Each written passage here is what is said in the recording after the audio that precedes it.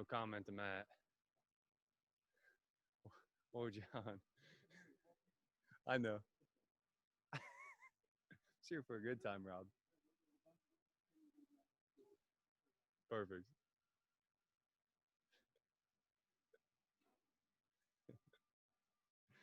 All right, we're joined now by senior guard Mitch Ballock. We will start with questions. Again, use the raised hand feature. We'll begin with Tom Chattel with the Omaha World Herald. Hey, Mitch. Tom Chattel here. I was wondering if you have a favorite memory from Allen Fieldhouse, whether it's a game you saw there, or maybe you played a game there, or maybe you and your buddies tried to sneak in and play there, or anything like that. Just over the years.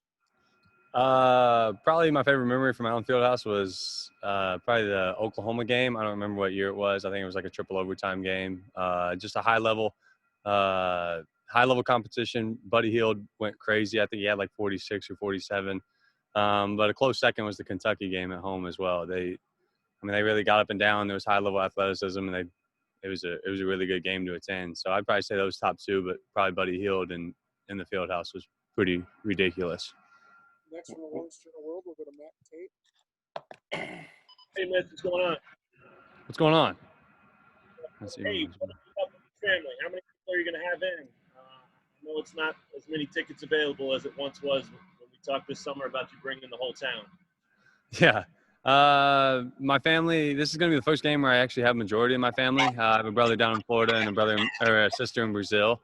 So I'm going to have 10 total people from my family, just with nieces and nephews and sister-in-laws, brother-in-laws type of thing. So 10 total, and then hopefully some other familiar faces I can pick out in the crowd. Did you have to do that to get them in? I mean, there's only 2,500, I think, coming. Yeah, I don't think I heard the question. Did you say did I have trouble getting them in? Yeah. Did you have to do extra work or make it harder? A teammate helped me out with 4 of them, and then I had my 4, and then my mom knew somebody from my hometown that had some extra tickets available. I don't know how, but my mom just figures things out and she gets things done. So it'll be good. It'll be really fun just to see some familiar faces, like I said, and hopefully see some people that I don't expect to see. Next, we'll go to White and Blue Review and Matt DeMarinis. Mitchell, I don't know what you've seen so far from Kansas much, but they seem to have some lineup versatility more so this year than they have in years past. Like what stands out to you about what makes that particular group dangerous when they put that on the floor? Yeah, sometimes, they play a lot like we do in a way. Half the time they play 5 guards and they pose matchup problems that we've posed in the past. Usually, traditionally, they have a guy like Udoka or a big 5 that can really bang on the inside and just pose a lot of problems in the paint. But now they just have a lot of guys that touch the paint and play kind of the way we do. My bad. I was looking at him. They get to the paint and they spray and they just make plays for one another. So they play a lot like we do, and just with a 5-guard system. So hopefully we can match that and just kind of wear them down with our pace and the way we play. All right, next from Jayhawk Slant, we'll go to Shea Wildeboer. What's up, Mitch? How you doing? What's up? Good to see you. Any extra emotions going into tomorrow? Obviously, I know Coach Self recruited you heavily, and you've been to a lot of games there. Any thoughts on the games and just your feelings going into it? Not really any extra emotions right now. I'm probably trying to slow play it a little bit until I actually am in the moment. But honestly, it's just another game. It's a good opportunity just to see where we're at as a team, what we need to work on, and kind of what we can do to keep getting better. So this will be a good test for us, building up for the rest of the season, building up into conference play. So hopefully we can get a baseline of where we're at and get a little better. But in terms of emotion, I'm sure I'll have a little bit more adrenaline, especially because this is going to be the first game with a couple thousand fans. So that'll be interesting. But at the end of the day, it's just basketball. You come in, you do what you've been doing the last 3 years, and just have fun with it. Thanks, Mitch. From the World Herald, we'll go to John Miatella. Hey, Mitch. How are you doing, man? I'm doing well. How are you? Good. I wonder if you can go back for me. You committed Creighton in 2016. What was the young Mitch Ballock thinking about what this program could be then? Like what you have done, how much success you guys have had lately, and what you could do this year. Is it kind of fit into the vision that you had for this program? Definitely. I'd probably say I am, from a success standpoint, I'm a little under par of what I kind of predicted for the team throughout my 4 years, just because we haven't won a tournament game and we haven't been in that situation to kind of make a run. With that being said, I mean, you have that sour taste in your mouth, but at the end of the day, this year, hopefully we put ourselves in a position to make that happen and just get the ball rolling. But, I mean, being who we are now, we have a couple new pieces to the team, and just incorporating those guys into what we're doing. I mean, you have to do that through all 4 years that I've been at school. So I think this is going to be a good test for us. I think this is going to be a good test for me personally. As a leader, just kind of getting everybody to gel and everybody to play well together. So that's kind of the challenge, and that's kind of where I see ourselves. But I see ourselves making a run and being very successful this year. Next up from ESPN, we'll go to Mark Mealy.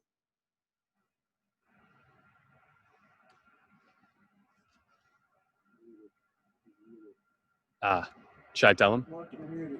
Yeah. You got it now? Yep. Got you. Okay.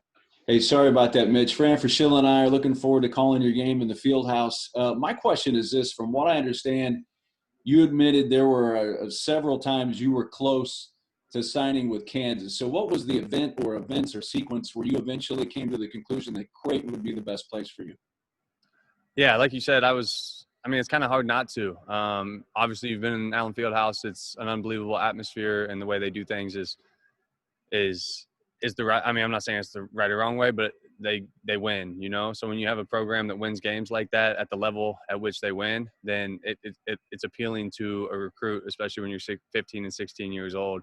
So just seeing that so close to home, it was just an opportunity for me to play at the next level and play in front of that atmosphere and those fans. But at the end of the day, I don't think it fit me as a person overall. So I thought Creighton, when I went to Creighton, the opportunities it posed for me right away, and the opportunities it posed for me down in my future, I thought it was a better situation for me, and I think it's going to be more beneficial for me playing out. And I haven't had any regrets. I mean, I've been here for 3 years. This is my 4th year, and I've had an unbelievable experience here at Creighton. So I have no regrets. Kansas has done an unbelievable job the past 4 years, so I don't think they missed me that much.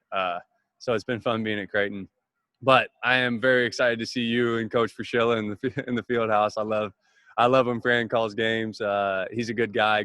We've developed that relationship, so I'll definitely reach out to him. Plus, he's an unbelievable just relationship guy. He always seeks out my parents and sees them. So I have great respect for them and you guys over at ESPN. Thank you, man.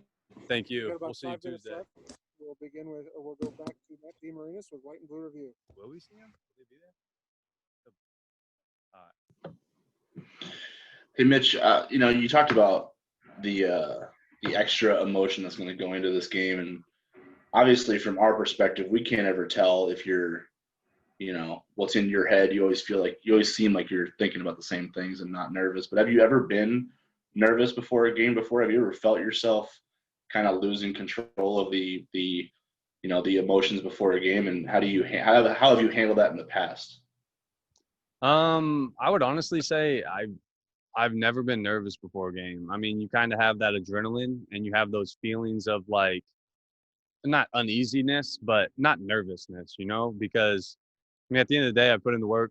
Come Tuesday, nothing I do now is going to make me a better player going till tomorrow. And outside of like the mental aspect and the preparation for the game, my physical work is done. But at the end of the day, you just got to approach it like you do any other day, any other game. I was actually talking to my girlfriend the other day, and she asked me that same question. And obviously, you want to perform and you want to play well and you want to do everything you can to win. But at the end of the day, we're just playing basketball. So if you approach it like that, you just do what you're supposed to, take care of your business, and then everything else will follow and everything else will play into itself. So that's kind of my approach. I haven't really been nervous in the past, and I don't really see myself being nervous going forward. But just come out, have fun, and hopefully we can put more points up on the board than the other team. Next up from 1620 The Zone, we'll go to John Bishop. Mitch, good morning.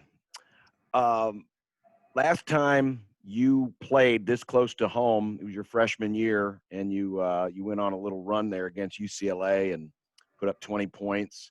What's the biggest difference between the kid that played that night and the young man who's going to play tomorrow night? I'd say just experience and maturity. When I was a freshman, I was just kind of running around with like a chicken with my head cut off. I'm still kind of doing that. It's kind of the way I approach games, and I've been successful doing it. But my freshman year, I didn't really understand the college game as much as I do now, and I didn't understand like the game plan and kind of what we're looking for in terms of like approach to every game, mentally and like scheme wise. And I think I understand that more now as a senior. So it'll be an unbelievable opportunity. Obviously, I think that game was also called by Fran. So maybe it's the Fran effect. I don't know, but it'll be exciting. It'll be fun. But I think it's just maturity and growth on those platforms just made me better going into my senior year. All right, we got time for about 3 more questions. We'll start with John Miyatawa with the World Herald. I want to switch gears for a second here, Mitch. One of your guys, Christian Bishop's off to a good start, and you mentioned in the preseason, I think, about his strength and that being a difference. We can see that. But what else has stood out about Christian, the way he's played and made an impact for you guys in the 5? Yeah, I'd say just attention to detail. His freshman, sophomore year were a lot like my freshman, sophomore year. We were just kind of out there, doing what we need to do, trying not to mess up, honestly.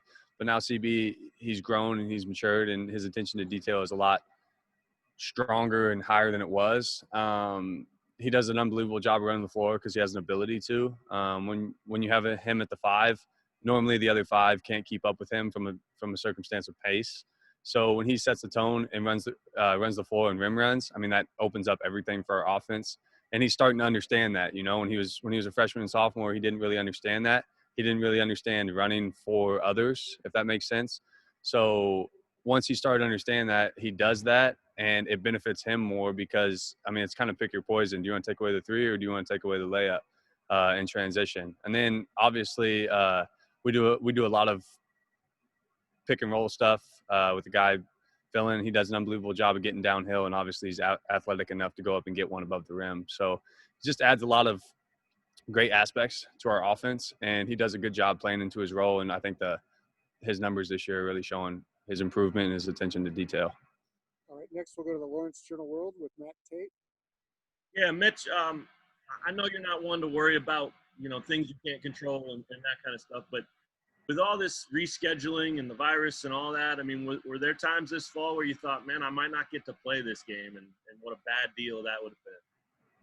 Yeah, honestly, when we talked in like May or June, whenever we talked, I just kind of took it as like a grain of salt. Took it day by day, and we've kind of had a mentality of just doing what you can today, and nothing's promised. I mean, we've seen that last year. We lost the tournament.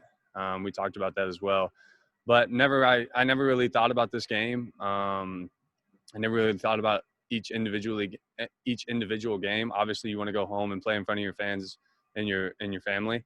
But if that's not the opportunity you get, and that's not the opportunity that's open to you, then I mean, that's just unfortunate. You move on to the next game. But I think there's going to be a lot of that this year. We've already seen a lot of that this year. Games have been canceled. I think Gonzaga's, they're missing 4 of their next games. A couple opponents like Baylor and some of those teams. So obviously, like, they're losing those opportunities, and we've been fortunate enough to not really miss too many opportunities. Obviously, the Sioux Falls deal is what it is, but I think you just kind of have to take it a day at a time and just move on and take the opportunities when you get them. So this will be good. This will be fun.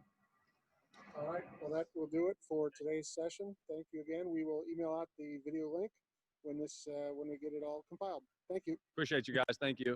Thanks, Mitch. Yep. Have a good one.